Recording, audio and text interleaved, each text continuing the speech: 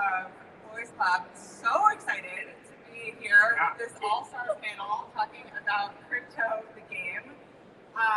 Let's start with some intros. Dylan, how about you go first? I am the founder of Crypto the Game. I know they briefly mentioned this, but it's basically an interactive on-chain survival game where everyone buys in, joins a tribe, puts each other out over the course of 10 days, and last person standing wins the entire fund. Camilla? I'm Camilla, and I'm the player. I'm Camilla. I am part of the founding team and now advisor of Serotonin, a sort of Web3 marketing agency and product studio. And I can't wait to talk about Crypto the Game. It absolutely dominated my life for a week in a way that is embarrassing to admit. I'm Tetna Lasso. I am obsessed with Crypto the Game. I am a finalist from season 2 and luckily quit my job just before the season started and had the best time. So I'm super excited to be here. Shout out to Dylan for creating something that made me so excited to be in the crypto space for the first time in a long time. Ted's underselling herself. She was actually the runner-up for season 2. She beat out almost 700 players. 700 players, right? There were 800 players in season 2. Okay. And came in second place. Yeah. So you gave us a little bit about what Crypto Game is, but where did it come from? I know that you have your roots in Survivor. Yeah.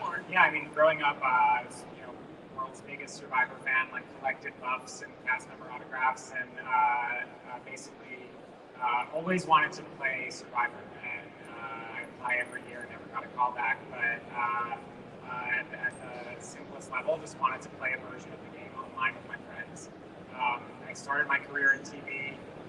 Kind of stumbled upon tech by way of HQ Trivia and kind of the grand vision of the future of TV.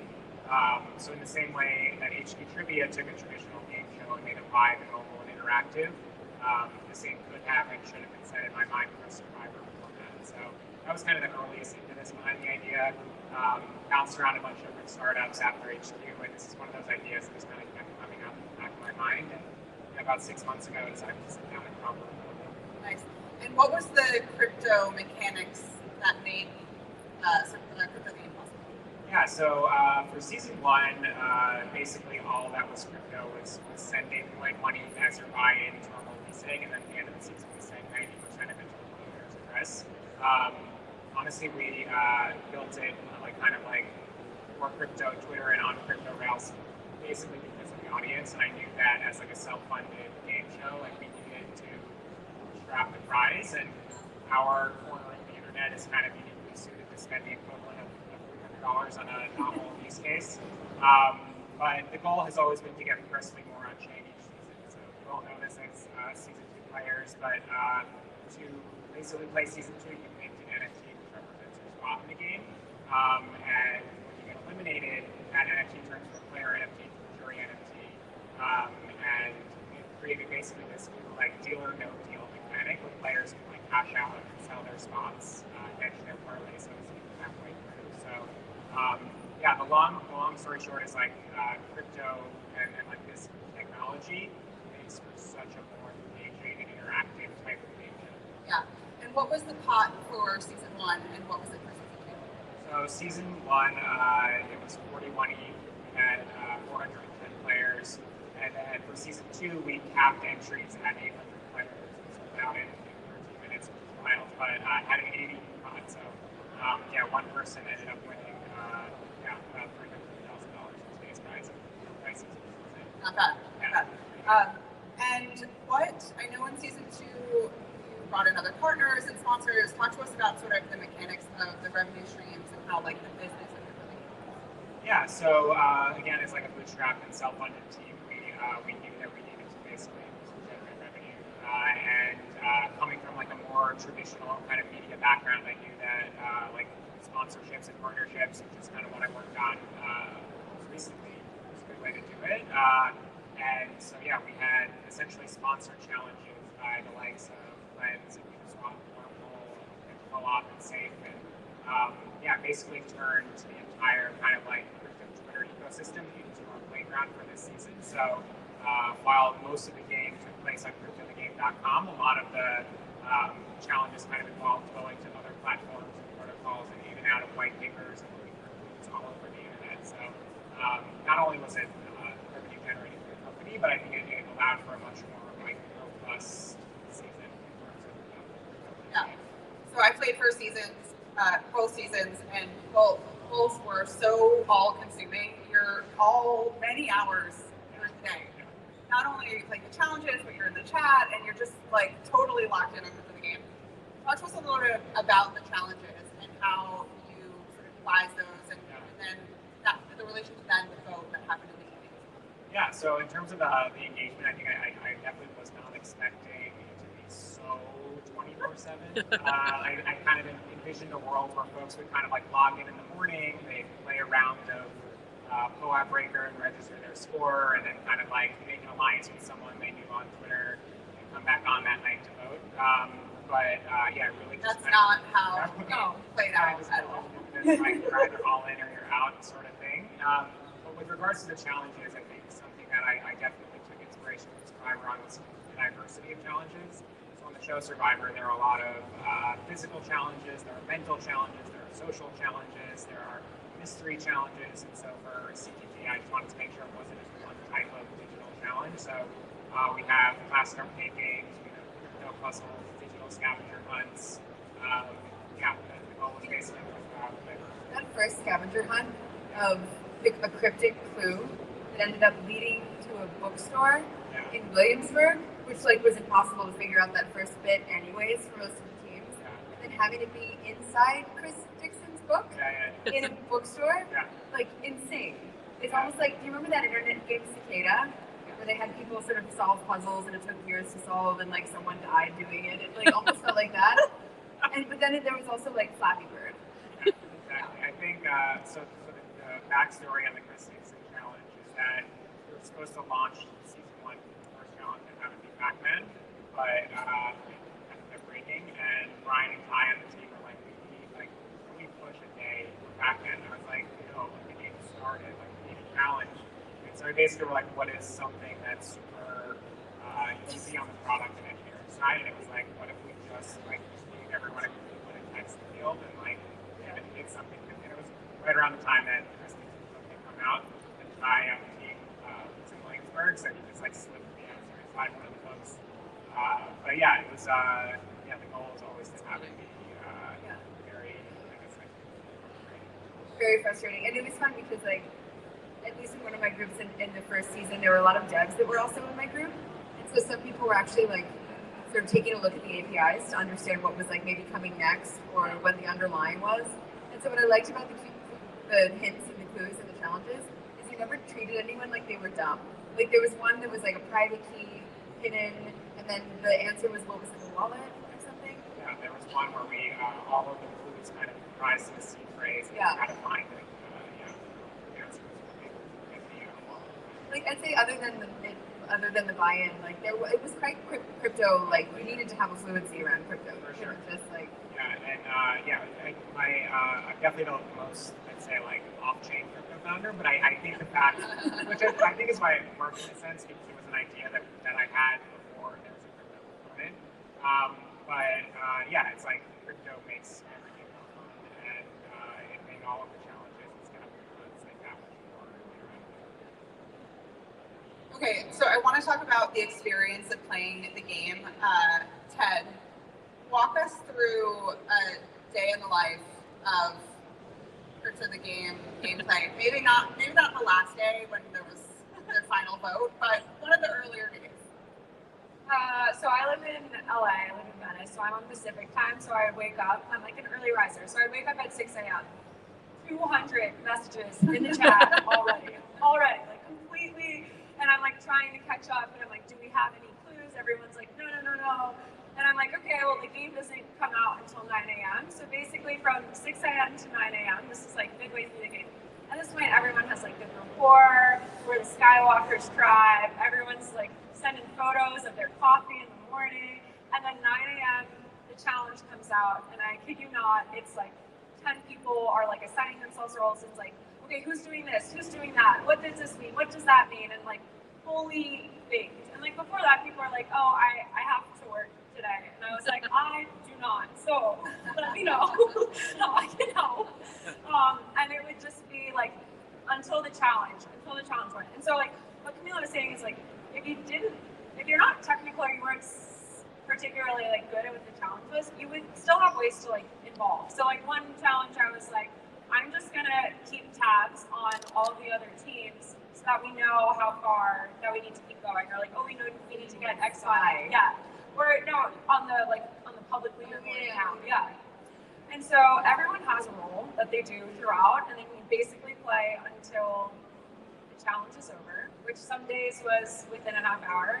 But as soon as the challenge ends, then the teams like kind of, well, at the end we had a strategy that we would follow. We're like, here's what our strategy is, come back an hour before, we'll execute, etc. But in the beginning days, like as soon as the challenge ended and you didn't know who you were gonna vote out, it was full on like discussion mode. Like whatever tribal council happens in Survivor beforehand, where they literally just have like 30 minutes of like them peeling in on like each side convo, that is what is happening in the group chats. And then you go to voting from like 5 to 6 p.m. Pacific, where you are like literally, I feel like Steve and I one time were in a group chat and I was like, I am sweating, like I am fully shaking. And then you don't find out like if you get voted off until the last 2 minutes sometimes. And then the next day, then it's like a period of mourning for everyone who got eliminated. And then you go to bed and you wake up and it's the same thing. So it's like, well, I was like fully wanted it. You can definitely play the game and like phone it in, but I did not take that route. Also, the longer you live and in the game, the more you're like, wait, could I win? Like, 41 ETH? Like, everyone I've spoken to, with the exception of maybe you for season 2, has like genuinely thought they were going to win this game.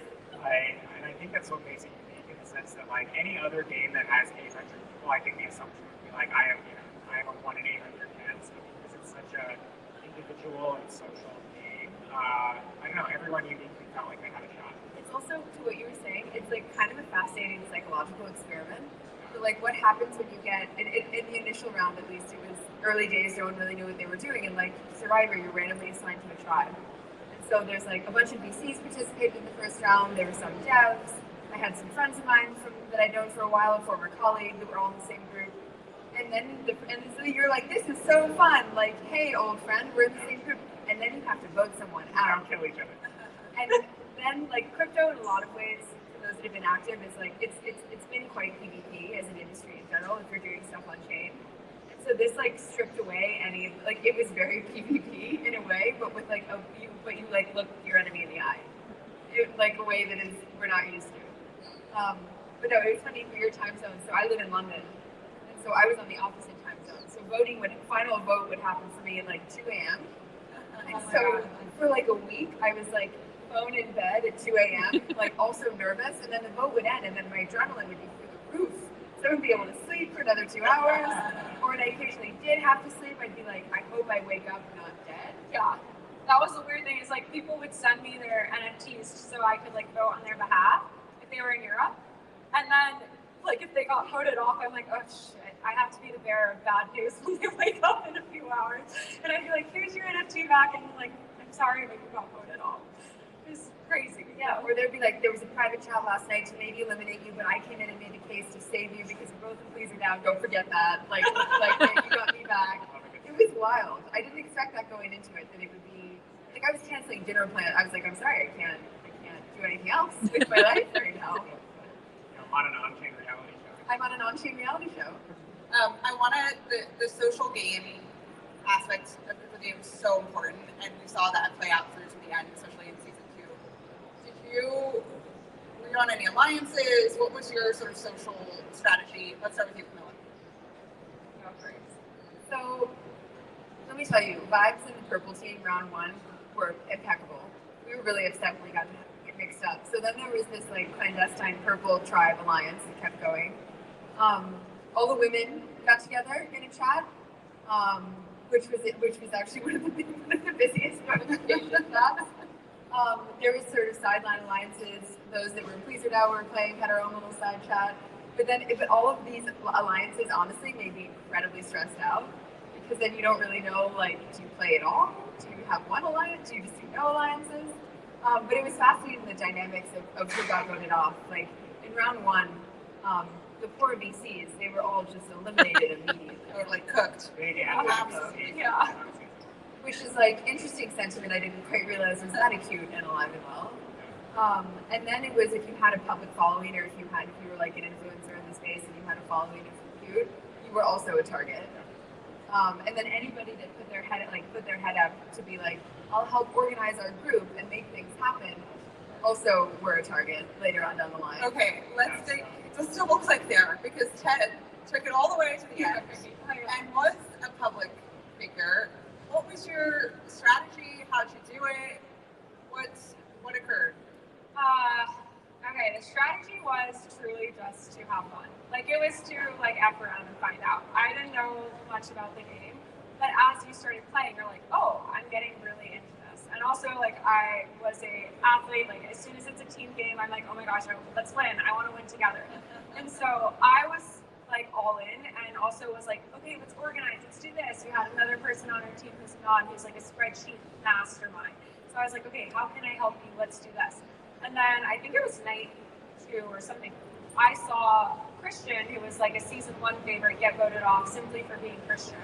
And then there was also this character called King Wilbur, who was also targeting other people. I was never on his list, but I was like, okay, I'm definitely gonna get eliminated. But at the same time, someone on our team in like the Purple Tribe was like, I can't play because I live in Europe and like I have a life and I don't want to give up my life. So had sent their NFT to my wallet and said it publicly in the chat, but because there's so much chaos going on, everyone forgot. And so with that, I messaged him and was like, do you want it back? And he's like, no, you can keep it. I want someone on Purple Tribe to win. So I was like, okay, this is how you win. You have a public NFT, you have a public player game, like Ted, and then I have a private one that no one knows about. Like a second life. Which is a second life. And so that was the strategy, was like, okay, I'm probably going to get eliminated here. Here's another one. And then, I don't know if this is here, but there was somebody else on our team who was also just like playing the game and playing it really well and had gotten another NFT. I was like, okay, it was the day when it was the break breaker. And everyone sent me their break. It was a Saturday and it was pouring in LA. I was like, I have nothing to do. Everyone sent me their break breaker, and I literally had like 3 screens or 4 screens up of the co-op break breaker. Honestly, I was chatting with you that day, and I was like, I'm a little concerned for your well-being. No, I was concerned for my wellness check on Ted because she's fully locked in on this game. Yeah. And then ultimately, like, went through. I got eliminated publicly, and only a few people knew that I was still in the game privately. So I continued playing, but like truly for the benefit of the team. I would be like, let me help you out with organizing. Let me help you out with strategy. Let's do this. Let me cheer you on. Like, again, I had like nothing else going on. I was like fully in it. And then it was the last night, and we were all like holding our breath. Of like, okay, is one of my NFTs going to make it to the end? And it did. And then the question became, okay, do I stay on, or do I dox myself and come out and say, hey, I made it to the finals. So yeah, it's a strategy. Thanks. And like, almost a question for you, Dylan. Do you guys remember the game HQ Trivia? Yeah. Did anybody play?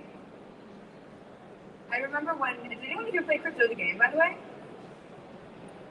There you go. All right. You guys should all like.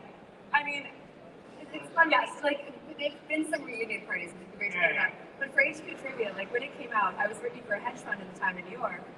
And that time, every day, globally, it would shut down our whole office.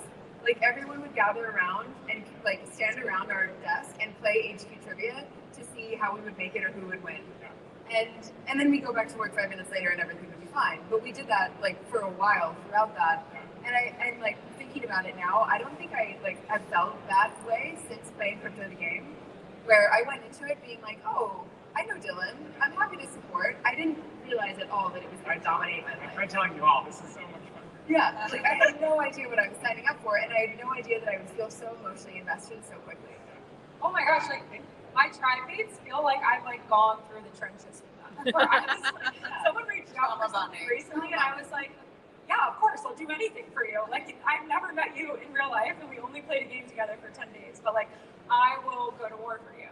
And so it's like the social aspect aspect of it is so fascinating because I didn't think I could feel that way in crypto per se. You know, not a parasocial relationships, but not a lot of like, okay, ride or die. Yeah. So, oh, go ahead. I was just gonna say on the HQ comparison, I think there's like everyone loves TV.